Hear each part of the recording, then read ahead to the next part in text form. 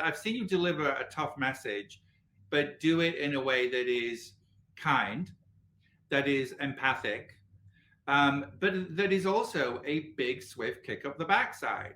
You So have to if you want people to. yeah, and but that's really, that's kind of a dialectical, right, in clinical terms. But like, help us understand how you do that, because that's an incredibly difficult thing to do, and I'd love to get your perspective on that one. Well, I think the guide for me is always truth without judgment. First of all, if I am really upset at the person, which has happened before. I mean, I had a client once throw up in another client's coat. She just purged into her coat, and it really ticked me off. And I'm going to go out there, and I could feel it in my body. So at that point, I know this, and this is where we can learn skills. Tell yourself, if my body isn't neutral, it's not the time to convey a message. So I realized, and I turned to somebody else, another therapist at the time, and said, "You have to go deal with her because I'm losing my shit."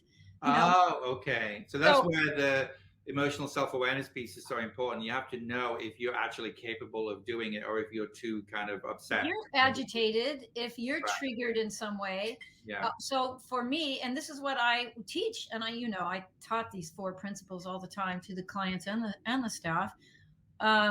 You have to try to get your body back into a neutral place. Then you can go deliver and say, "That's not acceptable here. I know you probably must be feeling horrible that you even were so out of control you did that.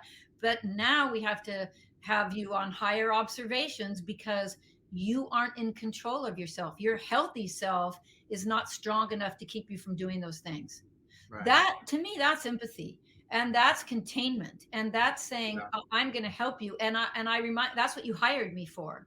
But Yeah. when you're agitated or upset, it's really hard to do that. So you have to, so that's why I think when you start breaking it down and putting it into language, then I think you can teach empathy, because anybody who follows that principle, get Yeah. your body back to neutral. And I've always been sorry when I've been really mad and I'm writing an email and I'm really mad. My husband reminds me, "You're not going to send that, are you? Because that's not practicing what you preach." Every time I've said, "I don't care," and sent it, I've been sorry. Every single time.